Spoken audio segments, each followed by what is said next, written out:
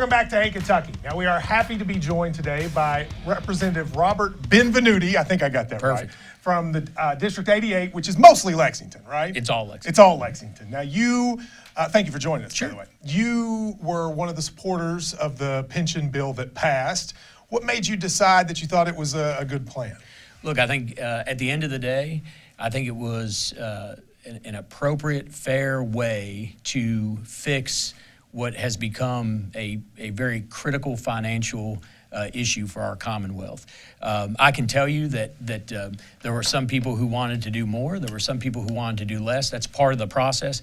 But I think where we landed gives security to current people, current employees, both teachers and non-teachers in our state system, and then also sets a new standard or new set of rules for folks coming in, and they can judge that when they make their decisions about what they want to do and where they want to be employed. Well, I agree with the second part, which is they will judge that in making their decisions. Do you worry that by taking away the one thing teachers always said is, well, we may not make a lot of money, but at least I have a secure pension. By taking that away, do you worry that people will choose not to become public educators? Because we've never paid them what they're worth. Do you ever worry that that might be the result of this change? I don't worry about it at all. In fact, if I was somebody considering that career, and let me say, I think that most teachers go to teaching because they find it to be a calling, right? We are fortunate enough to have hundreds of Kentucky State Troopers spread out across our Commonwealth. They certainly do not do that for the pay. They're not making those 2 o'clock in the morning traffic stops, going into those very dangerous situations for the money. They do it because it's a calling. I think most teachers I've encountered, it's the same way. They do it because it's a calling.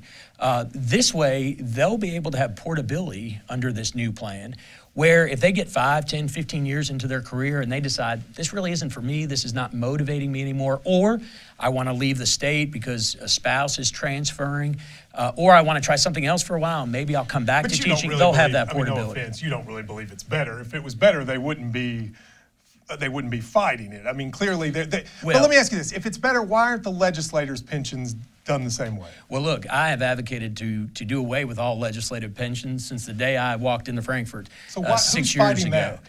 Well, look, I think that change is hard, and I think you now do see that new legislators will be on the same par with all other new state employees, as it should be, at a minimum it should be, I would say. But let's go back earlier to your point about if it was better, they wouldn't be fighting it. There's a lot of misinformation out there. There's a lot of fiction about what this does and what it doesn't. I think there's a lot of animosity that has been built up. Do you blame the governor for any of that? I really don't blame anybody for it. It's a topic that is going to get people excited. People are going to be impassioned about it. None of that bothers me. What does bother me is when I'm a representative in a state that's got a $60 billion deficit in its pension system. I think that's shameful. I think it's happened over decades, and it was time for a truthful conversation about that. Well, I want to have 2 truthful conversations. One, let's talk about the rhetoric. The governor said that teachers were ill-informed, selfish. At one point he said thuggish. That couldn't have helped the process, right? Look, maybe that's not the terminology I would have chosen, but I will say this. At the end of the day, do you want somebody who talks nicely to you all the time but is allowing your system to go bankrupt? Or do you want somebody who's willing to have an honest conversation? You might not always like the tone. You might not like always the approach. But to be fair, Representative, you could do both. You could have an honest conversation and not call names. I kind of get tired of people acting like it's an either or. We either have to be honest and rude or not honest and kind. You could be honest and kind. And I agree with that, but let me say this. That goes to both sides. Do you know we have... But he's the governor. But wait a minute. We also have children of representatives who have been harassed in school, who have been name-called in school by teachers. And is that wrong? It's absolutely wrong. So then why isn't the governor's wrong? Because, again, what I'm saying is it's an impassioned issue, and people are going to get impassioned about it. But at the end of the day, the question is, are Kentuckians, all Kentuckians, because this is an all-Kentuckian problem, are all Kentuckians better off with this plan that starts filling in that huge hole that's been created by previous legislators and previous governors, are they better off today than they were before this bill passed? I can't let you go away from that because I just want to be clear. I agree with you that the people who harassed legislators' children are wrong. Why? And you agree with that as well. Why can't you also say the governor was wrong? Like, I agree with honesty, but part of honesty is looking at the governor of your own party and saying, you shouldn't do that. And I don't see the representatives doing that. Why not? If it was wrong for the teachers or whoever contacted the legislators' children, isn't it wrong for the governor too? Again, I don't like the rhetoric on both sides. It's not my rhetoric. Is it wrong?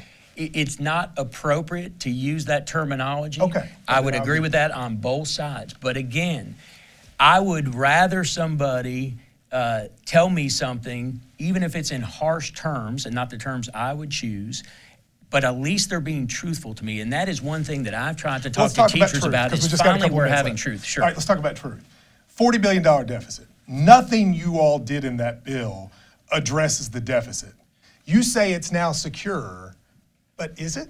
Well, we put over $3 billion into it over this budget cycle. So that's 37 short. Again, though, it is a 50-year crater. We're not going to fix it in 2 years.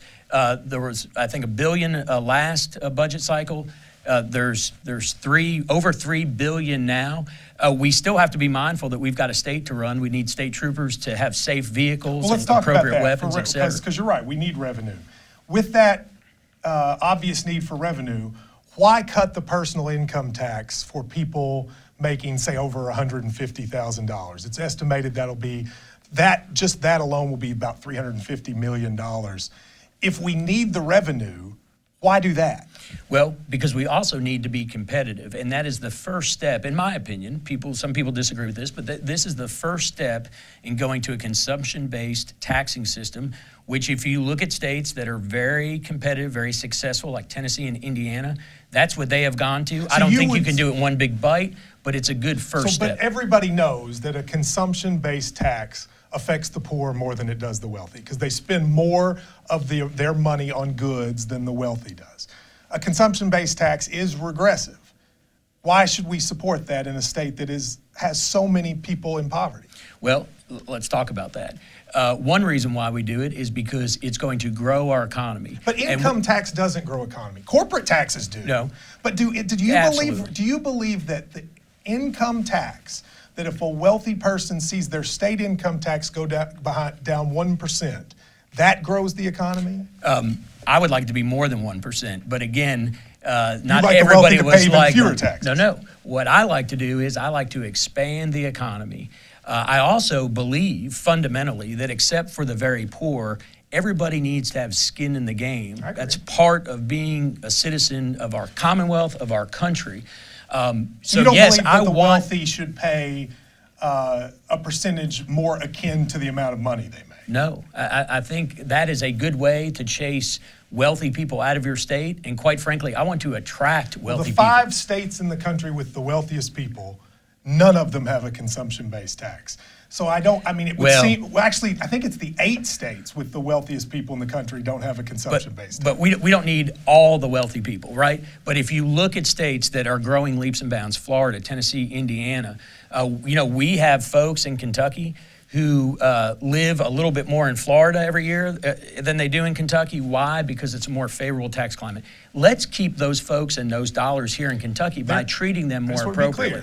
Indiana, Tennessee, and Florida are growing, but there's some states growing more.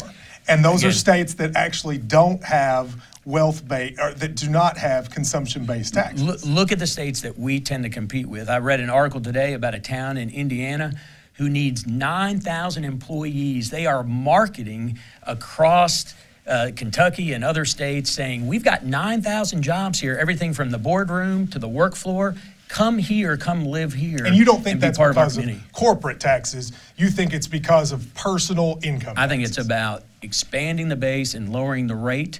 Again, I wanted to go further. You wanted to cut them even more. I'm one vote. It takes many more than one. Okay. Fair enough, but this is the agreement that was able to be reached. I think it's a good first step. I think when Kentuckians see it and see how it works and see how it grows the economy and actually brings in more revenue, but based on people's spending habits, not their earning habits, I think Kentuckians are going to get quickly on board with it. They see what's going on in Tennessee. They see what's going on in Indiana. Okay. Well, sir, thank you very much. Thank you very much. You're not running again, I'm which not is running unfortunate. again. How come? Well, more time with family, more time in my profession, and I like to watch the UK baseball Cats, so a little more time for that. We're going to have some good years coming up. I'm excited about it. World Series. Let's hope so. I hope so.